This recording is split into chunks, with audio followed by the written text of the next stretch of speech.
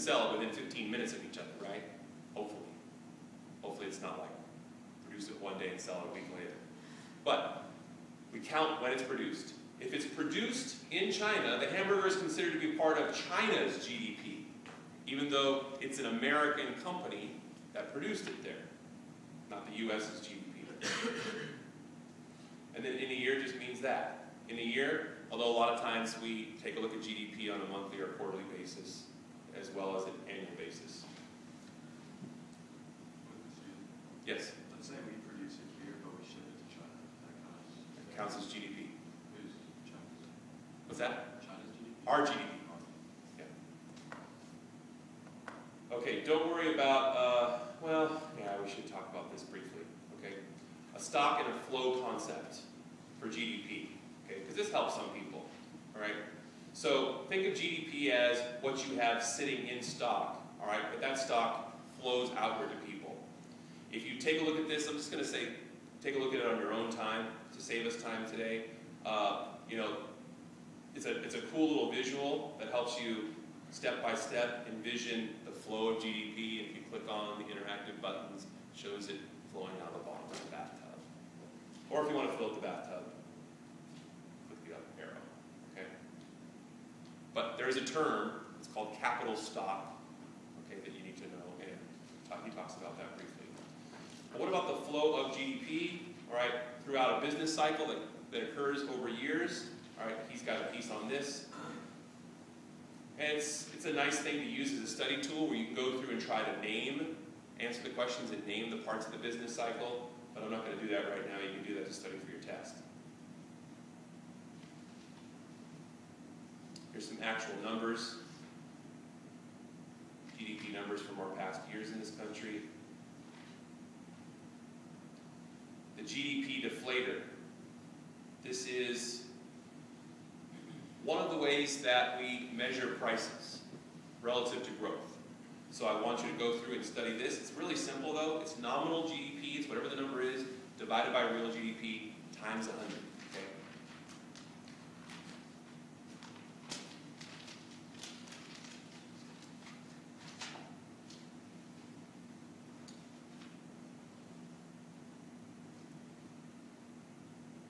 Now, how do we calculate GDP? How do we calculate it? We have to think about what some people call, a lot of people call the circular flow. Circular flow is a concept that takes us backwards. It helps us kind of zoom out and look at an economy, not just the U.S. economy, any economy, and envision how all of these production processes, sales, and purchases interconnect. Okay? That's called circular flow. So I'm going to minimize this. I'm going to come back to it in a minute. This is something you need to know for your test, how to draw the circular flow.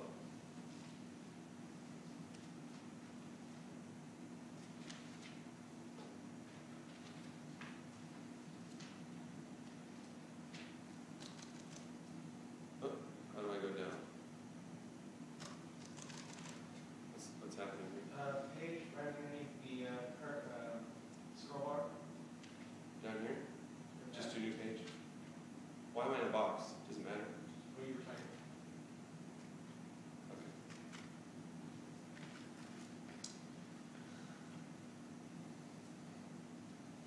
All right, I want you to put this into your notes. Circular flow.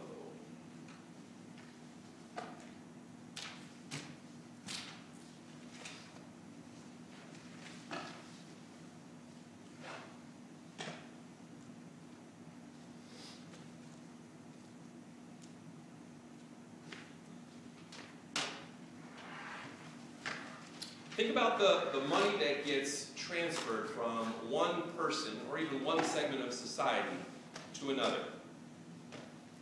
Envision that. It's almost like in science when they say for every one action there's an equal and opposite reaction. Okay?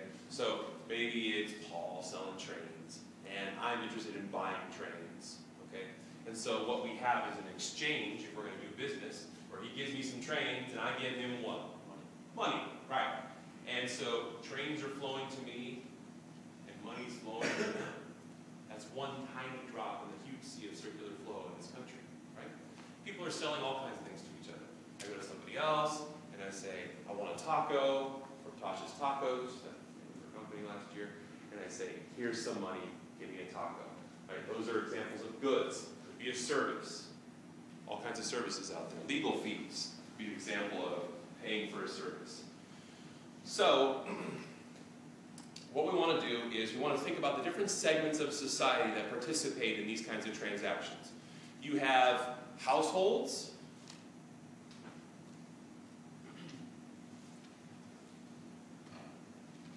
also known as consumers. That's what most of us think of ourselves as. But we wear more than one hat, more than one role, right? We have businesses,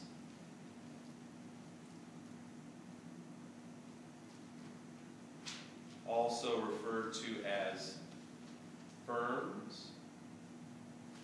We have the government, also known as the government, or the dirty rotten buggers, as my tax advisor calls them, but we won't require that for this class. And then, if you're trading, which most countries do, not everybody, but most countries do, we have another sector called international sector.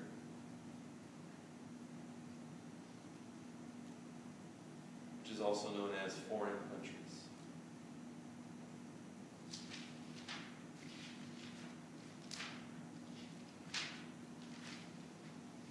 And these four sectors, if a country has the four sectors, sometimes you'll get a question from me or from the AP exam people that says, there's only three sectors for our hypothetical economy, country X.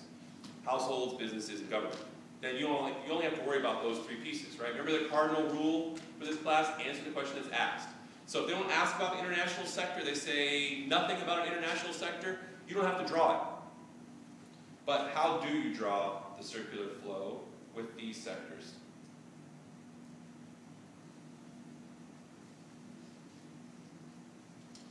All right.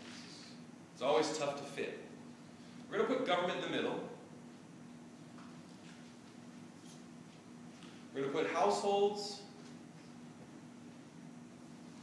on one end. Then we're going to put firms on another end. If you use business or businesses instead of firms, that's fine. Those are interchangeable terms. Use households or consumers, either one, that's fine. Then on the side, we have these things called markets. You know what markets are now. This is where people come together, physically maybe, or online, and they make these exchanges, right? In one market, we call this the goods and services market.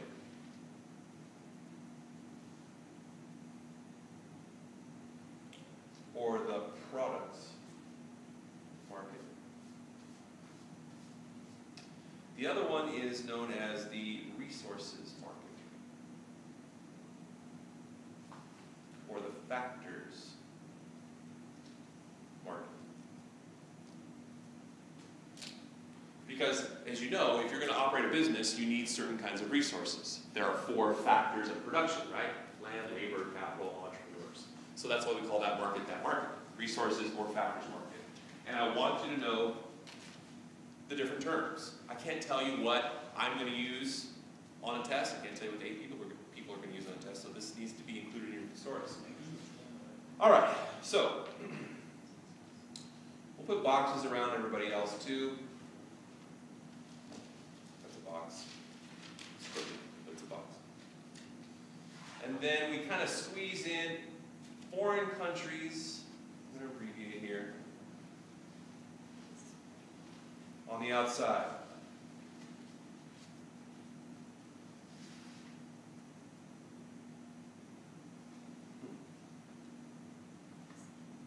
Come on, baby. All right. If you have 4 sectors, you have an international sector. That's where you're going to put them. Now, let's kind of map this out. So, households and firms. Firms sell stuff, right? They sell goods and services to households. So we're going to have one arrow in the circular flow go through this market to households, and I'm going to abbreviate right now. We're going to just refer to this as goods and services, right? Goods and services being produced and then sold to households. Now, households don't get this for free, of course. They pay for goods and services. And so this stream is money flowing to firms. But the key thing with the circular flow is being as specific as you can with your labels. So what kind of money is flowing from households through the goods and services market, the products market, to firms? Well, we call that kind of money income. Consumers spend their hard-earned income. But once the money is received by companies, they don't title it the same thing. If you took business econ, chances are you thought of it as revenue or revenues. Okay? Do governments go into this market to buy stuff from companies? Do they need paper? Do they need supplies? Sure. So they send money. But in government, it's called what? Money going out? What is it called? Expenditures. Beautiful.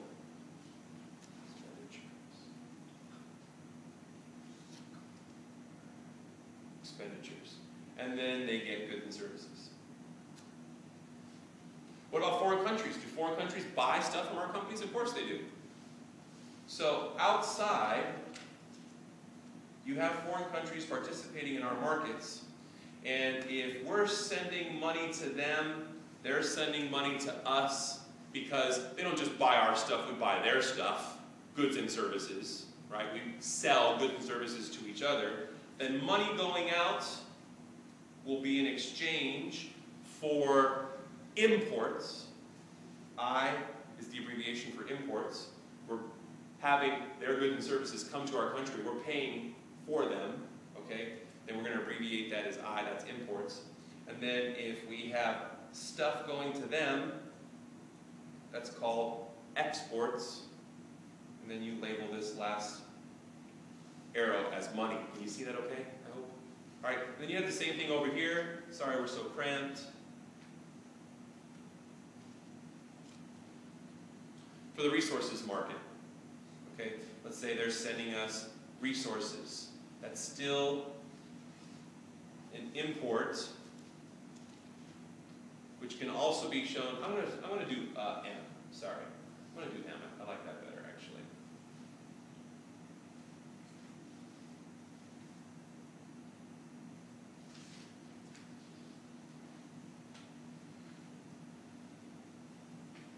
Okay, let's do M. And then in exchange for those imports, we send them money, and then we would put exports there in exchange for money.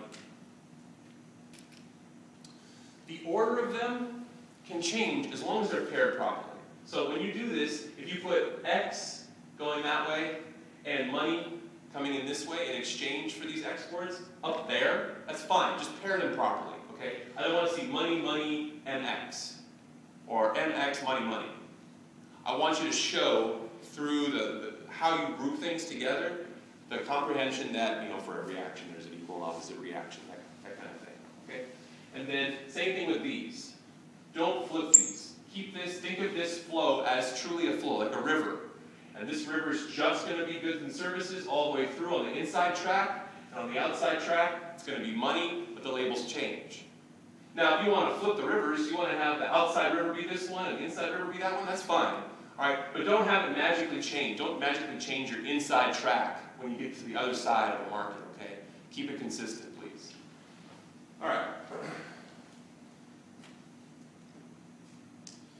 So, what about the other side, right? Do firms go to this market and buy stuff from households? Do they buy resources? What's an example of a resource that a company would buy